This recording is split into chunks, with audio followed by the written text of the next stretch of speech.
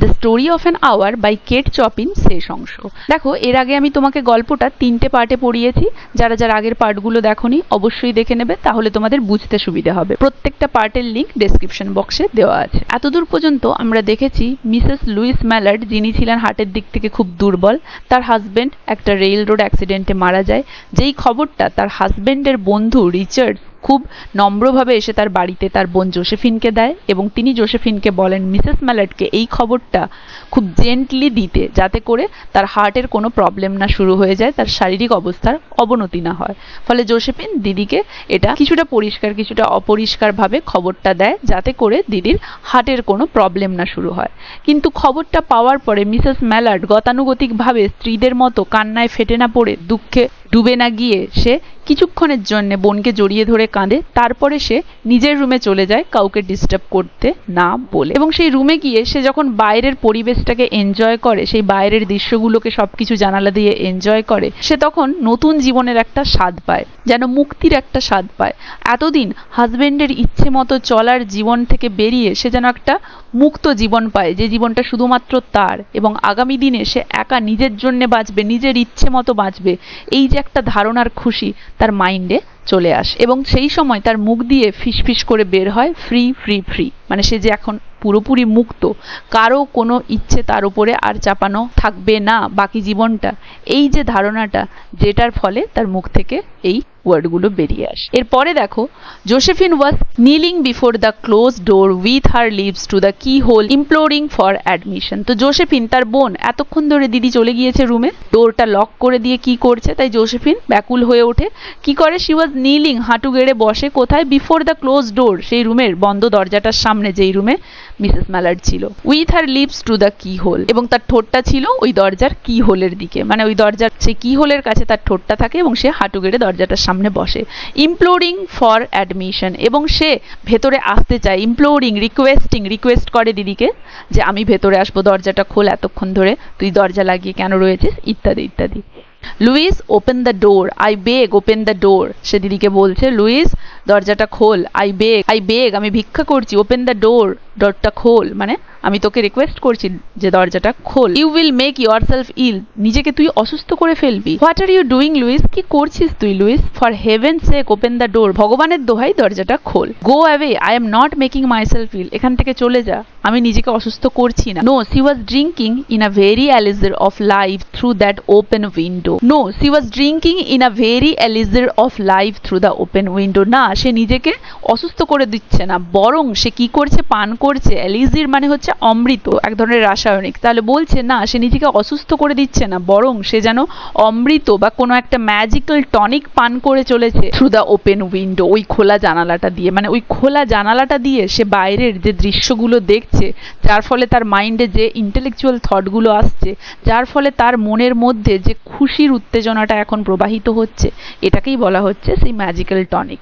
মানে বলা হচ্ছে সে জানালা দিয়ে সে যেন একটা ম্যাজিক্যাল টনিক ড্রিঙ্ক করছে, নিজেকে অসুস্থ করছে না। Her fancy was running a riot along those days ahead of her.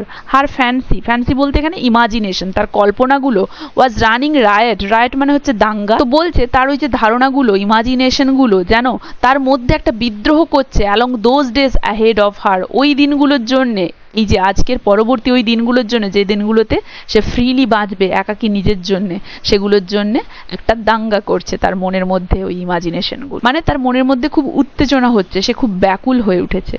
Spring days, summer days and all sorts of days that would be her on.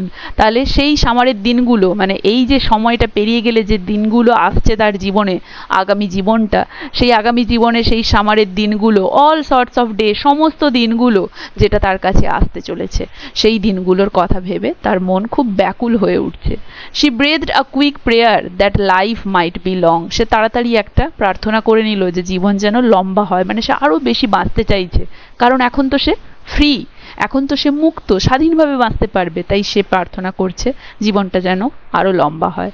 It was only yesterday she had thought with a shudder that life might be long. It was only yesterday মানে গতকালই সে একটা শাডার মানে একটা খুব ভয়ে ভয়ে একটা কম্পিত হয়ে সে ভাবছিল যে জীবনটা তো অনেক লম্বা, মানে গতকালই জীবনটা তার কাছে অনেক লম্বা মনে হচ্ছিল, মানে গতকালই জীবনটা যে এত লম্বা এটা ভেবেই সে কিন্তু দুঃখ পাচ্ছিল, মানে তার মাইন্ডে একটা প্রেশার ছিল যে আরো এতটা লম্বা জীবন কিভাবে কাটাবো।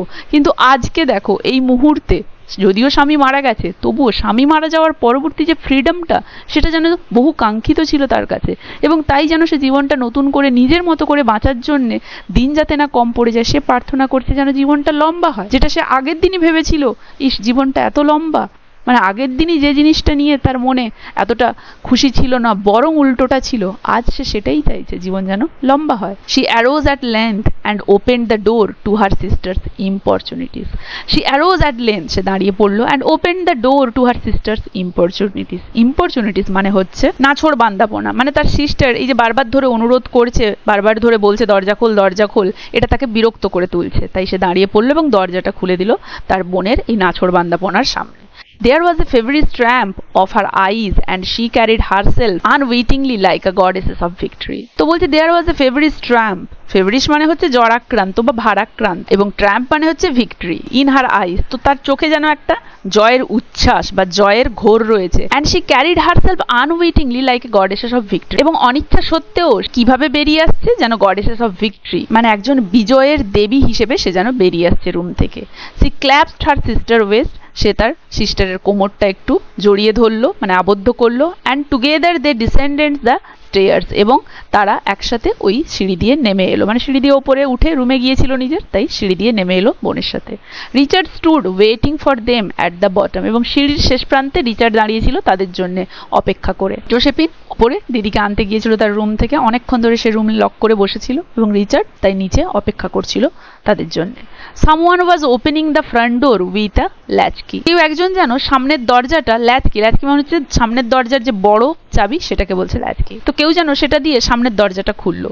ইট ওয়াজ ব্রেন্টলি ম্যালার্ড হু এন্টার্ড, এটা আর কেউ নয়, এটা হলো ব্রেন্টলি ম্যালার্ড যে প্রবেশ করলো। ব্রেন্টলি ম্যালার্ডকে না মিসেস ম্যালার্ডের হাজবেন্ড। তাহলে দেখো সে কিন্তু মরেনি, হঠাৎ করে মানে তার মৃত্যুর খবর বাড়িতে চলে এসেছে, তার স্ত্রীও পেয়ে গেছে, তার স্ত্রী এত কিছু ভেবে নিল এই 1 ঘন্টায়, তারপরে দেখছে যে তার স্বামী দরজা খুলে বাড়িতে ঢুকছে।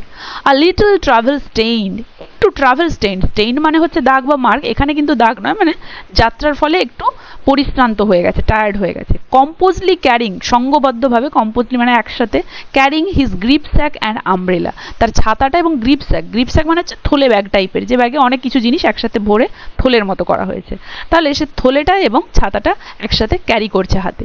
হি had been far from the scene of the accident, যখন ওই অ্যাক্সিডেন্টটা হয়েছিল ট্রেনের সেখান থেকে অনেকটা দূরে ছিল, মানে ওই স্পট থেকে, অ্যাক্সিডেন্টের স্পট থেকে অনেকটা দূরে ছিল। And did not even know there had been one, এবং সে জানতোই না যে ওরকম জায়গাতে একটা অ্যাক্সিডেন্টও হয়েছে, তাহলে অ্যাক্সিডেন্টের সময় সে ওই অ্যাক্সিডেন্টের জায়গা থেকে অনেকটা দূরে ছিল এবং সেই অ্যাক্সিডেন্ট সম্পর্কে কিছু জানতোও না যে ওরকম একটা অ্যাক্সিডেন্ট হয়েছে। হি স্টুড অ্যামাজড অ্যাট জোসেফিনস পায়ারসিং ক্রাই, এবং জোসেফিন তার জামাইবাবুকে দেখে পায়ারসিং ক্রাই, পায়ারসিং মানে এতটাই তীক্ষ্ণ যেন কানে তালা পড়ে যাবে এমন একটা চিৎকার করে উঠলো, এবং সেই চিৎকারে সে অ্যামাজ, সে অবাক হয়ে গেল জোসেফিনের ওরকম চিৎকারে।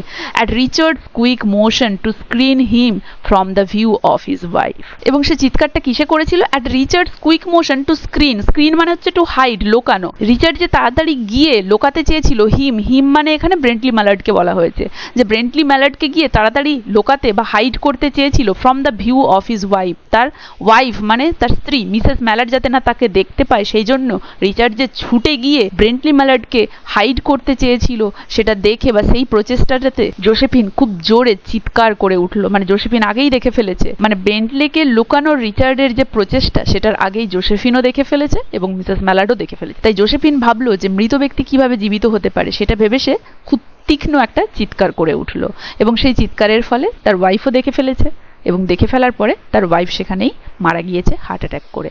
When the doctors came, they said he had died of heart disease. তাহলে এই যে বললাম মিসেস মালাডো দেখে ফেলেছে হাজবেন্ডকে এবং হার্ট অ্যাটাক, তিনি হার্টের দিক থেকে দুর্বল ছিলেন, সঙ্গে সঙ্গে হার্ট অ্যাটাক হয়ে মারা যান এবং ডক্টর যখন আসে ডক্টর কনফার্ম করে যে তিনি মারা গিয়েছেন অফ হার্ট ডিজিজ, হার্টের রোগে। Of the joy that kills, of the joy that kills, এই লাইনটা দেখো, এটা একটা আয়রনি। এখানে কি বলেছে? Of the joy that kills, মানে এই যে হার্ট ডিজিজটা, হার্ট অ্যাটাকটা তার কি করে হয়েছিল? আনন্দে, তাহলে আনন্দের হার্ট অ্যাটাক তাকে মেরে ফেলেছে। এই লাইনটা হচ্ছে একটা আয়রনি। আয়রনি মানে যেটা বলবে তার ঠিক উল্টোটা বাস্তবে ঘটে। তাহলে দেখো বাস্তবে সে কিন্তু হাজবেন্ডের মৃত্যুর খবরটা শুনে সাময়িক একটু দুঃখ পেয়েছিল, পরে কিন্তু সে প্রচুর খুশি ছিল। আগামী জীবনটা কিভাবে বাঁচবে পুরোপুরি সে সমস্ত কিছু দৃশ্য সে ইমাজিনেশনে সাজিয়ে নিয়েছিল। কিন্তু ফিরে যখন হাজবেন্ডকে দেখে সে বেঁচে আছে, নেমে এসেই দেখে হাজবেন্ড বাড়িতে ফিরছে, এটা কিন্তু তার কাছে জয়ের ছিল না, এটা জয়লেস ছিল। সে হতাশাগ্রস্ত হয়ে গিয়েছিল এবং কিছুক্ষণ আগের ভাবা ওই খুশিগুলো যে মাঠে মারা গেল, সেই দুঃখে কিন্তু তার হার্ট অ্যাটাক হলো। কিন্তু এখানে বলা হয়েছে যে ডক্টর বলেছে খুশিতে, কিন্তু প্রকৃতপক্ষে তার খুশিতে মৃত্যু হয়নি। তার সেই যে কিছুক্ষণ আগে সে যেই স্বপ্নগুলো দেখেছিল স্বাধীনভাবে নিজে বাঁচার মতো, সেই স্বপ্নগুলো যে মাঠে মারা গেল, সেই অবসাদে, সেই দুঃখেই তার হার্ট অ্যাটাক হয়েছিল, যাতে তিনি মারা গিয়েছিলেন। তাহলে এই শেষ অংশটা, এটা হচ্ছে একটা আয়রনি, যেটা হচ্ছে গল্পের একটা মোস্ট ইম্পর্টেন্ট পার্ট। তো গল্পটা তোমাদের এখানেই শেষ হচ্ছে। কার কেমন লাগলো জানাবে। আশা করি কারো কোথাও বুঝতে অসুবিধা হয়নি। ভিডিওটা ভালো লাগলে একটা লাইক আর শেয়ার করে দিও। আর যারা যারা চ্যানেলটা সাবস্ক্রাইব করোনি, কাইন্ডলি আমার চ্যানেলটা সাবস্ক্রাইব করে দিও। দেখা হচ্ছে এর পরবর্তী ভিডিওতে নতুন একটা টপিক নিয়ে।